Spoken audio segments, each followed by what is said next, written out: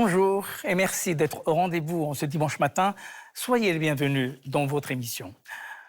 Ala bi dhikrillahi tatma'innul qulub. C'est par le rappel de Dieu que les cœurs trouvent la sérénité.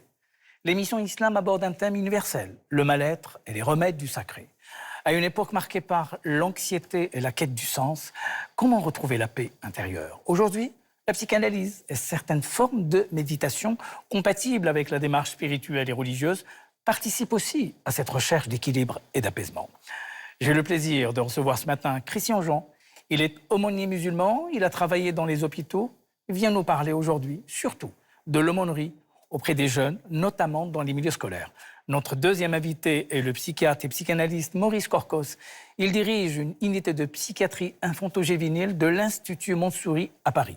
Mais avant d'aller plus loin, écoutons la spécialiste du soufisme et de la langue arabe, Clara Mionner, qui nous explique que le soi disparaît pour se fondre dans le tout, dans la mystique soufie.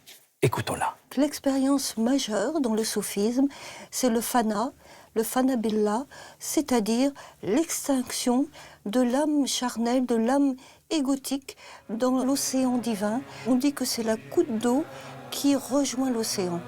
Et donc, cela, bien sûr, au terme de la quête, au terme d'une longue quête, souvent difficile, semée d'épreuves.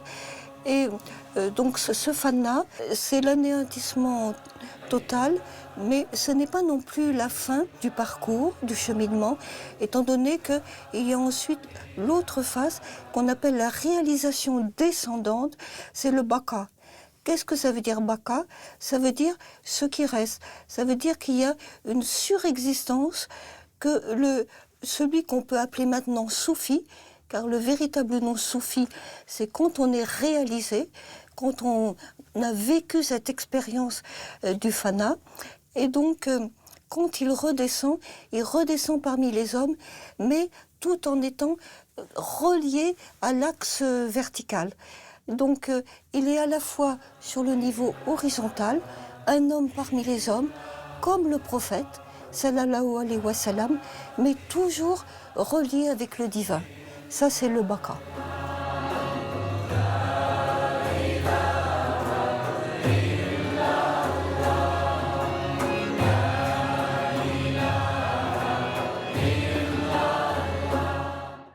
Messieurs, bonjour et merci de répondre à notre invitation.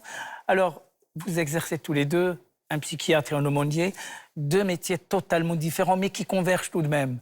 Alors, dites-nous d'abord, quels sont les secteurs dans lesquels vous évoluez?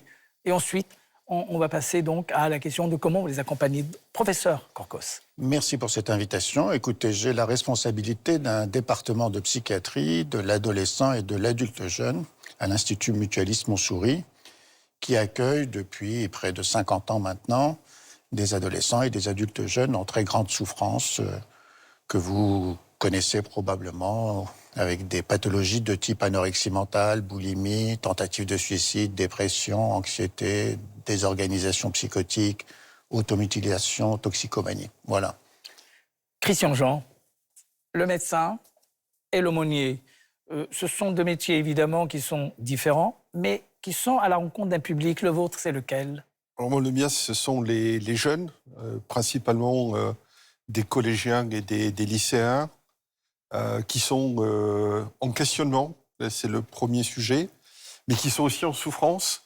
Et dans cette démarche, le point commun, c'est d'abord l'écoute, l'empathie, le non-jugement, et puis de savoir discerner ce qui est du domaine de chacun, ce qui est du domaine des hommes et ce qui est du domaine du sacré.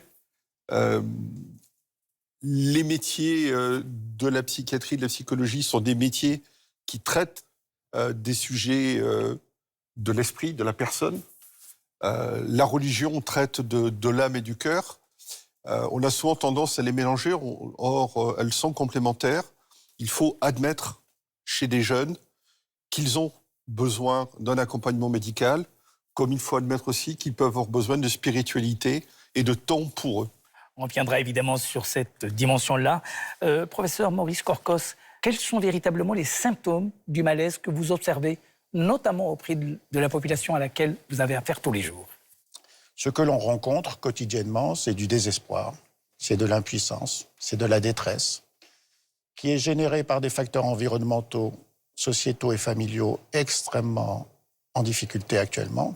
Il y a une dérive des contenants, de l'éducation, de la police, de la justice, du politique, de la santé, de la psychiatrie, des familles. Nous l'avons vu avec le Covid, la désorganisation est massive. Ce contenant ne contient plus le contenu, les enfants qui s'agitent, qui s'excitent, dont ils ne savent pas quoi faire de cette excitation, de ce désenchantement, de cette désaffection. Et pour ne pas imploser, alors qu'ils le font, les tentatives de suicide sont extrêmement nombreuses, pour éviter que le crâne, la tempête dans le crâne ne les fasse imploser, ils déclivent leur destructivité qui est d'abord intérieure vers l'extérieur.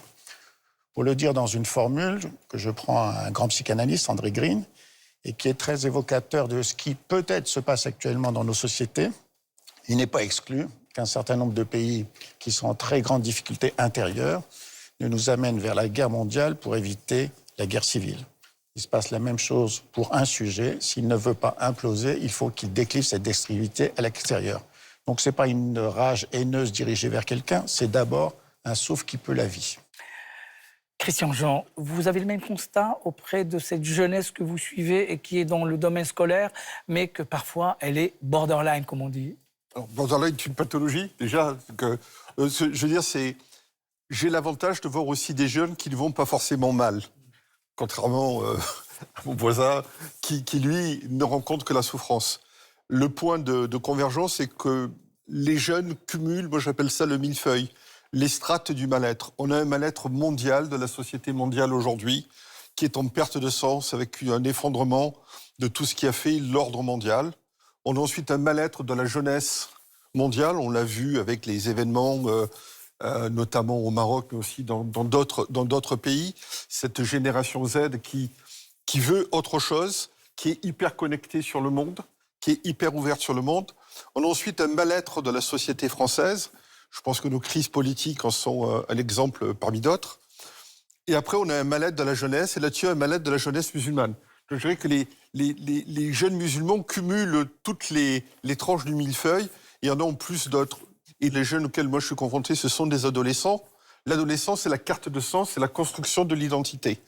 Donc on place ces jeunes dans une situation extrêmement douloureuse, extrêmement difficile, où les antagonismes sont très forts, et on oublie quelque chose de fondamental, c'est que la jeunesse, c'est un moment merveilleux, et qu'il faut dire à ces jeunes quelque chose de fort.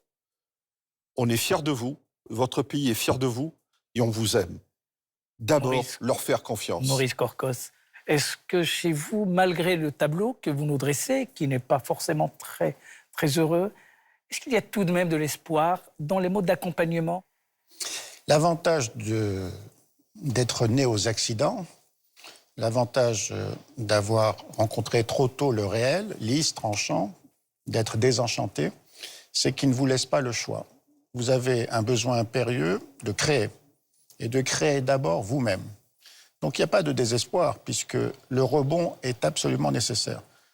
Le compagnonnage avec ces adolescents, dans le service dans lequel je travaille, montrerait que ces adolescents ressemblent totalement aux adolescents de l'extérieur.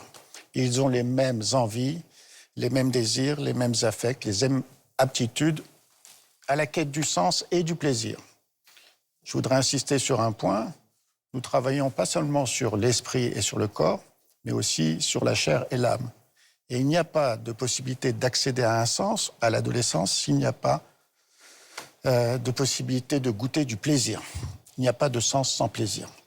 Alors il faut les laisser se désorganiser, se réorganiser, jusqu'à trouver un sens qui leur permet de se créer eux-mêmes, de s'inventer, de se réinventer un passé beaucoup plus heureux que celui qui leur a été donné de vivre, ou d'arriver enfin à tourner la page du passé pour s'investir dans l'avenir. Donc il n'y a pas de désespoir, il y a une nécessité de rebond, encore faut-il qu'on puisse, nous, ne pas entraver ces rebonds et ne pas accentuer cette maltraitance. Et puisque vous avez évoqué les musulmans, oui, vous avez raison, l'ostracisme des musulmans et les Noirs, tous ceux qui issus de la colonisation, l'ostracisme à leur égard accentue encore plus le tour de verrou de la disqualification, désaffiliation et les met dans un désespoir plus grand, bien évidemment. Alors, je disais au début de cette émission que le Coran rappelle que c'est par le rappel de Dieu que les cœurs trouvent la sérénité.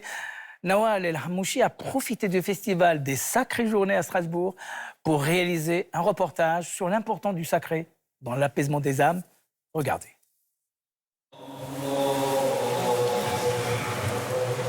Quand on se sent mal, quand le stress, la fatigue ou la tristesse prennent le dessus, la spiritualité peut-elle nous aider à aller mieux ? Cette souffrance intérieure, ce malaise, cette gêne un petit peu qu'on peut ressentir intérieurement, c'est une chose c'est un constat qu'on fait de plus en plus, c'est vrai, au sein aussi de la communauté musulmane, en tout cas ici au niveau local. Et ça s'exprime principalement lors de rendez-vous qu'on a, puisque ça fait partie aussi de la fonction de l'imam, justement, d'accompagner les fidèles.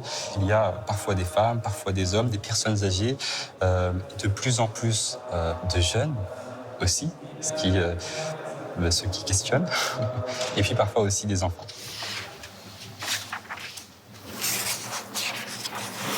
أعوذ بالله من الشيطان الرجيم لو أنزلنا هذا القرآن على جبل لرأيته خاشعا. La lecture du noble Coran et un certain nombre d'autres choses, comme le sama, l'audition spirituelle, ce sont des outils qui contribuent à la purification intérieure et à l'apaisement de l'âme. Le stress, l'angoisse, l'anxiété, la dépression, le remède n'est pas uniquement spirituel, mais la spiritualité peut aussi jouer un rôle qui est important, effectivement. Et il y a un certain nombre de choses que l'on peut aussi apaiser au travers de la spiritualité musulmane et d'un certain nombre d'exercices spirituels. Mais il faut aussi que l'imam connaisse ses limites. Parfois, c'est juste pas de son ressort. Il faut qu'il ait l'intelligence et aussi donc la capacité de renvoyer les personnes vers les bons professionnels. Parfois, il faut renvoyer des fidèles vers des psychologues, vers des sophrologues ou d'autres professionnels. La prière, c'est un ensemble de gestes et de paroles extérieures, palpables, mais c'est aussi un état intérieur, au minimum 5 fois dans la journée, qui est fondamental. Et si le sacré, sous toutes ses formes, pouvait soigner un mal-être intérieur, cette paix, d'autres la trouvent dans la musique.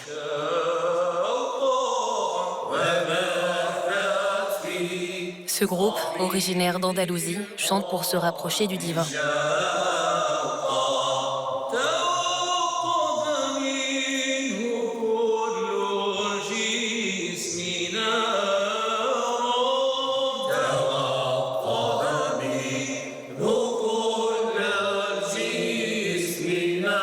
Dans le soufisme, la musique aide à ouvrir le cœur et à apaiser l'esprit.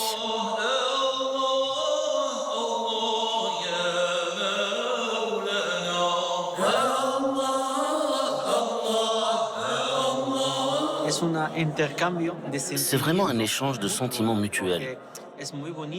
C'est très joli de faire quelque chose d'aussi mystique, que les gens y adhèrent. On sent que ça les touche. C'est une très bonne sensation, unique dans ce monde.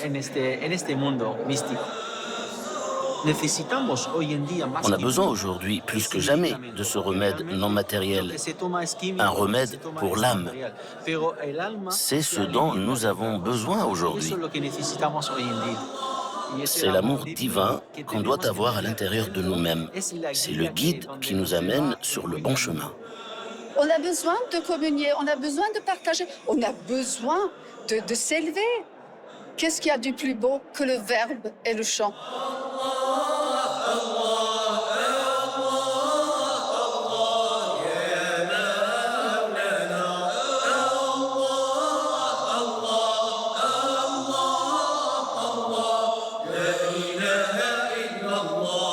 Il y a beaucoup d'enthousiasme qui est généré parce que ça permet, ce sont des temps de rencontre, d'ouverture vers d'autres horizons qu'on n'a pas forcément l'habitude d'entendre. En plus, comme ce sont des musiques sacrées, c'est l'ouverture vers la spiritualité. C'est un langage universel qui apaise bien des mots, M-A-U-X, mais cela est réel et on le voit bien. Il y a des gens qui sortent de nos concerts, mais avec une émotion visible, avec des larmes dans les yeux. Ils nous disent, mais vous pouvez pas savoir, cette heure et demie, elle nous a transformés, elle nous a fait tellement de bien, nous a tellement apaisés. Et puis le rappel de Dieu, Dieu infini, Nour ala Nour, comme on dit en arabe, puis c'est écrit d'ailleurs dans cette belle mosquée, lumière sur lumière.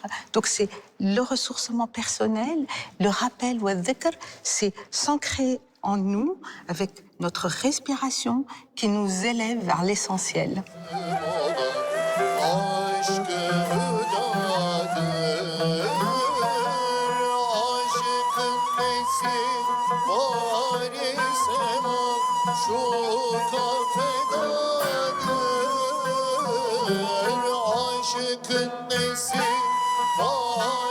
Cette église accueille un groupe musulman qui fait résonner les traditions mystiques d'Istanbul. Quelles que soient les croyances, la musique reste un langage universel.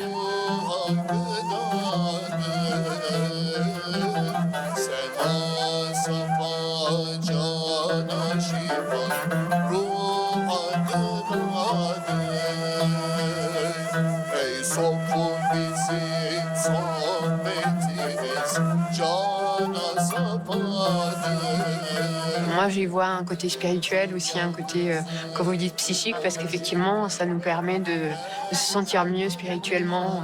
C'est magnifique. C'est pour ça que j'aime autant la musique, la chanter et l'écouter. Ouais, ça me fait beaucoup de bien. Je viens essentiellement pour la musique, qu'elle soit religieuse ou non. Je chante moi-même des chants religieux, donc c'est ça qui me motive. C'est une façon de déconnecter, c'est une façon de s'oublier soi-même et de rentrer dans quelque chose d'autre, de plus grand. À chacun de trouver ses espaces de sérénité. Face aux tempêtes de l'existence, la spiritualité peut être un remède. Dans une époque et dans une société où l'importance de l'intérieur, de la spiritualité est de moins en moins considérée, j'ai envie de dire, prendre le temps de s'arrêter pour se recentrer sur soi-même, c'est quelque chose de fondamental. Alors, messieurs, que nous soyons croyants ou pas, la question du sacré est un élément fondamental. Il constitue une structure permanente dans l'histoire de l'humanité. Comment d'abord vous détectez ce besoin ou cette souffrance par un manque, quelque chose qui s'appelle le sacré? Professeur Korkos. Les désaffections, les maltraitances, les effractions, en particulier sexuelles, dont on sait qu'elles sont beaucoup plus nombreuses qu'on ne l'a pensé, dont sont victimes ces patients, ont généré en eux des trous dans leur identité. Ces trous ont besoin d'être comblés, sinon ils désorganisent le sujet. Pour combler ces trous, moi qui suis agnostique, j'estime que la réponse, c'est de générer des étoffes de pensée avec la culture. Et j'estime que la culture, c'est sacré. Elle n'est pas inviolable, intangible, elle peut être mise en doute, mais il y a des médiations culturelles dans mon service qui permettent d'élever ce corps qui a été maltraité jusqu'à une spiritualité. Mais je suis agnostique, c'est-à-dire je ne sais pas. Et je tolère, bien évidemment, j'accompagne ceux qui ont besoin d'un contenu spirituel plus religieux. Si l'étoffe de pensée religieuse, si elle ne les contraint pas, si elle les étaye, si elle les comble, j'admets évidemment que c'est d'une très grande utilité, d'un très grand soin. Et vous alors, vous côtoyez un public jeune, en milieu scolaire, qui n'est pas forcément malheureux, vous l'avez dit tout à l'heure, mais vous détectez tout de même chez ce public un manque, quelque chose qui relève du sens. Alors, la première chose qui manque à cette jeunesse, c'est d'abord un cadre. Il n'y a plus de cadre d'espace et de temps. Quand on était enfant, il y avait le temps de l'école, le temps du goûter, le temps du jeu, le temps des parents, etc. Aujourd'hui, tout est mélangé. L'école est traversée par l'extérieur, la cellule familiale est implose sous les contraintes extérieures. Il n'y a plus de temps et d'espace sacré. Il n'y a plus de moment pour se poser. Il n'y a plus d'interdit inviolable. Le sacré, c'est ce qui est inviolable. C'est ce qui est au-dessus de nous et qui nous attire et ce qui nous fait grandir. Et ces jeunes-là ont besoin d'espérance. Ces jeunes, ils ont besoin, et c'est là où l'école et notre mission dans l'école est fondamentale, d'arriver à faire la synthèse de leur identité et de leurs obligations. C'est-à-dire faire la synthèse entre le citoyen français et le développement laïque, entre la croyance religieuse et les règles républicaines.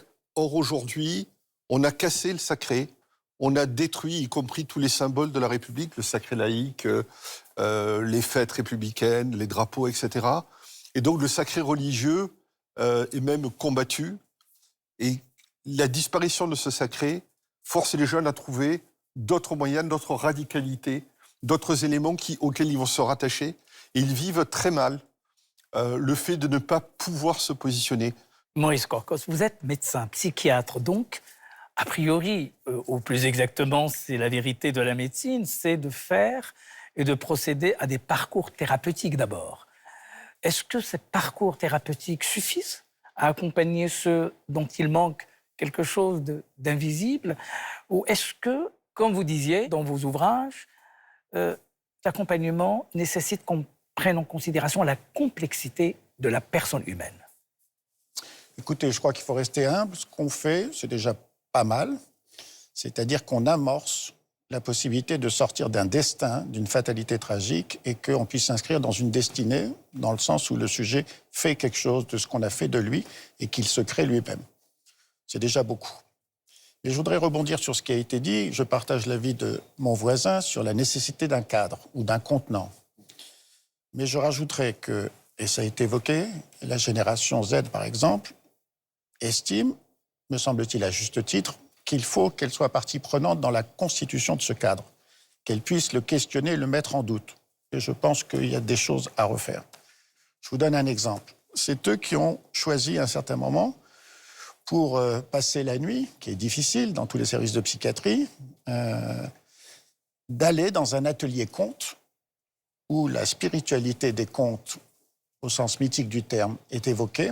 Et on a remarqué que lorsque cet atelier conte a lieu le soir, eh bien, la prescription de médicaments est très nettement inférieure à ce dont on a besoin dans d'autres moments. Donc, il faut qu'ils interrogent ce contenant sociétal qui est assez délabré. Il faut qu'ils interrogent ce qu'on est en train de faire de leur planète et qu'ils nous disent, eux, qui participent à la création d'un nouveau contenant qui puisse les contenir. Oui. La spiritualité dont on a parlé, dont on continue d'évoquer les instances, est-elle une des stations possibles qui pourrait mettre du baume sur le cœur, pas forcément soigner, mais peut-être réparer quelque chose? Alors, soigner, pour moi, le soin, c'est le médecin. Donc, je suis très vigilant à ne pas mélanger les rôles.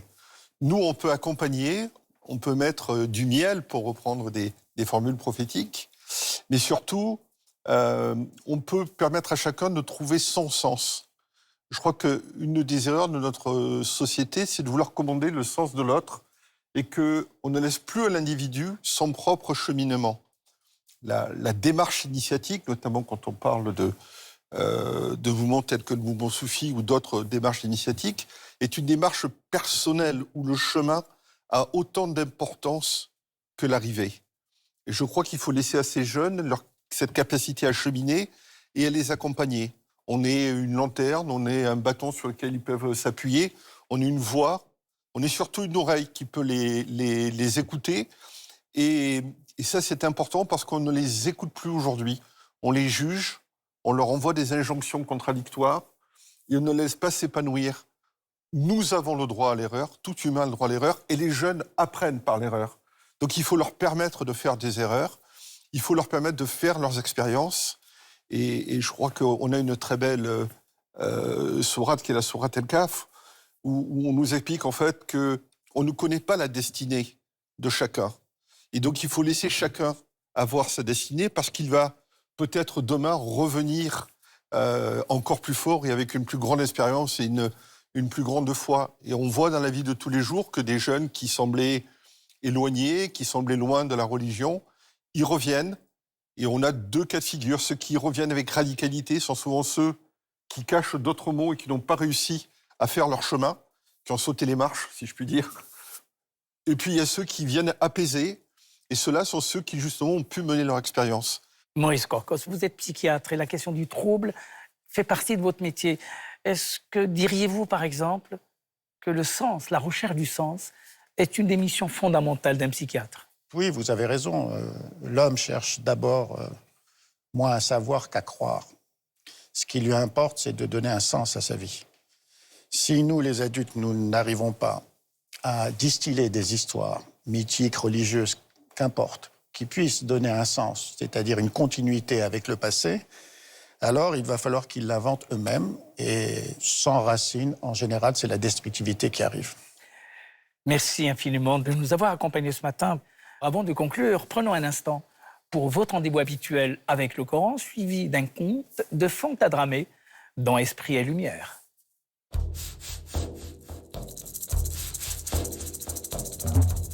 C'est quoi les Corans? Les Corans, pour les Andalousies, pour les communautés musulmanes et en Espagne à l'époque médiévale et moderne, c'est les livres les plus cherchés, les plus copiés, les plus aimés qu'ils avaient. Même à une époque où l'utilisation de l'arabe est interdite, et l'arabe oral et l'arabe écrit, et il continue à les copier. C'était quelque chose, les livres sacrés, bien évidemment, mais c'était aussi un livre, un objet qui les protégeait face aux dangers, aux problèmes de tous les jours. Donc, le Coran est tout d'abord les textes sacrés, mais aussi c'est un livre, un objet sur lequel ces communautés en la péninsule ibérique comptaient pour se sentir mieux, se sentir plus complet, se sentir plus identifié avec l'islam lui-même, islam qui à partir du XVIe siècle était interdit à partir du XVIe siècle, mais qu'il continuait évidemment, religion à laquelle il continue à s'accrocher, il continue à croire, et donc la présence et la possession de ces livres coraniques, de ces manuscrits, était très précieux pour eux. Un marchand ambulant vendait des miroirs si polis que les visages se croyaient intelligents. Il s'arrêta devant l'école coranique. « Ma glace vous rendra savant », lança-t-il. Les étudiants accoururent. Un maître posa cependant une condition. « Si tes miroirs gardent ce qu'ils reflètent, je t'achète tout. » Le marchand en fit la promesse. On plaça une grande glace dans la cour, face au ciel. Toute la journée passèrent nuages, moineaux, élèves et regards distraits. Au soir, le maître tourna le miroir vers lui. Il n'y restait rien qu'un peu de poussière. « Tu vends l'illusion d'une mémoire, dit-il au commerçant, mais le miroir ne retient rien. Seule l'intention peut polir ce que le miroir montre de la réalité. » On pria la dernière prière, la Isha. Le marchand rendit la compte et fit don d'un miroir à l'orphelinat local. Les jours suivants, il apprit à frotter moins le verre que son cœur. Il écouta les visages avant de vendre. Bientôt, ces miroirs ne flattaient plus, mais ils éclairaient. Car qui se regarde pour s'aimer s'aveugle. Et qui se voit pour se corriger devient miroir pour les autres. Purifie ton intention, la lumière fera le reste, pensa-t-il.